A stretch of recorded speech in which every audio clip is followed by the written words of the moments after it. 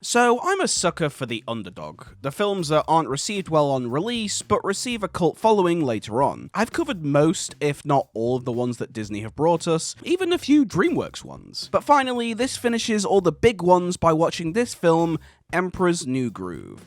That's right, it's high time we talk about this.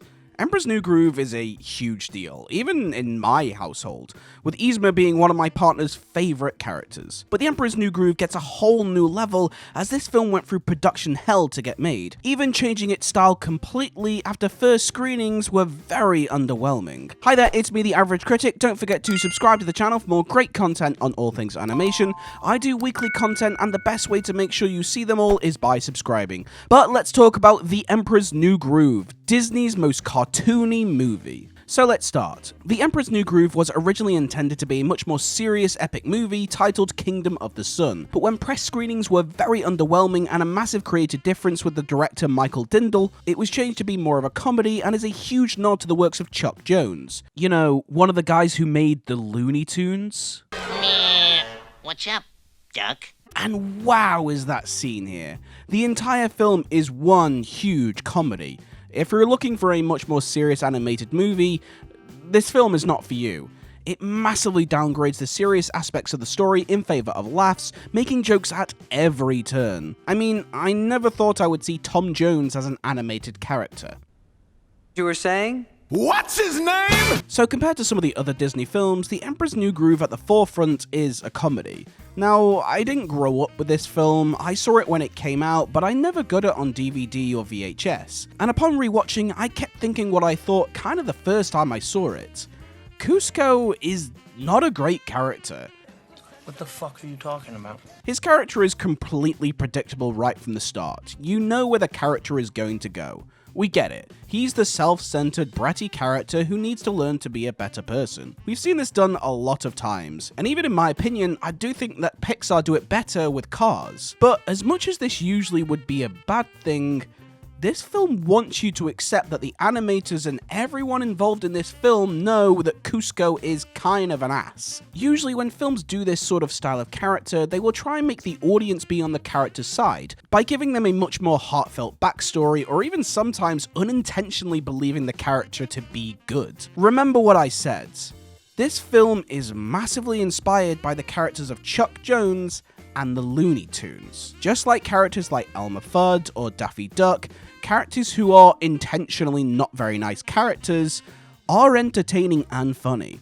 Hey, you're white. This film wants you to hate Kuzco, and it basically says that it's okay to hate him. They give him so much ounces of personality, which is a massive credit to David Spade who voices him, but the film just wants you to laugh and enjoy the situation for what it is.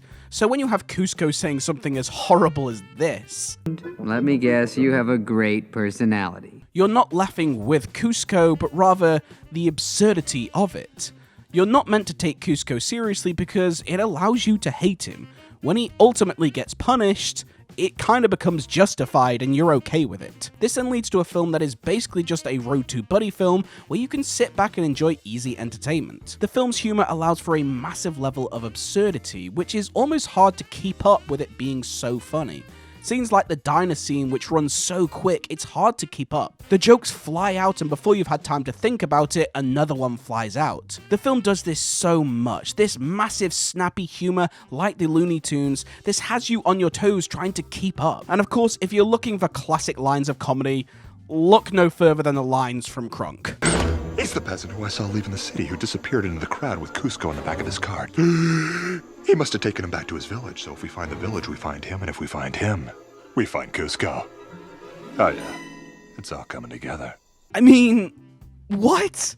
This dialogue is like nothing I've ever heard before. Before I even have time to think of it, something else has come along to keep me going. And of course, let's talk about Kronk and Yzma for that matter, who massively steal the show. Their entire characters are right out of a cartoon. From their over-the-top physical design to even their voices. Eartha Kitt and Patrick Warburton do an incredible job as these characters. The over-the-top nature of both of them is incredibly bizarre and it screams comedy. Considering Yzma is essentially meant to be the villain of the piece, aside from trying to kill Kuzco, There is nothing else to really dislike about her. I mean, she does do it for an understandable reason. One could easily argue Kuzco is his own villain in the film, but Yzma and Kronk, like cartoon characters similar to like Daffy Duck and Wile E. Coyote, they are so incredibly entertaining and charming given how much random moments of personality they are given. We barely know anything about the characters in this movie, but we are shown small random moments into each character to show their stories, whether it's Kronk's passion for cooking or Yzma's distaste for gravy. Once again, these moments fly past so quick, they never get given much time. It's an almost blink and you will miss it moments, but they become some of the film's greatest moments, almost making you double take and find yourself laughing so hard, and you almost don't understand why because it's just so quick. Kronk especially truly captures the style this movie is going for. Despite being a massive side character, everything about him, to his conversations with his angel and demon on his shoulders, and incredible one-liners, he is the embodiment of a classic cartoon. And the film knows this at every turn. Oh, right. The poison for Kuzco. The poison chosen specially to kill Kuzco. Kuzco's poison. That poison? Yes, that poison. The film really isn't trying to make you think too hard. To the fact that Kronk and Yzma can see their lines on the map, and when beating Kuzco and Pacha, they ask how they beat them, their response is literally, Well, you got me. By all accounts, it doesn't make sense. I love this level of non-realism. The film's story and the plot holes doesn't matter. Rather, it just saying to its audience, are you having a good time?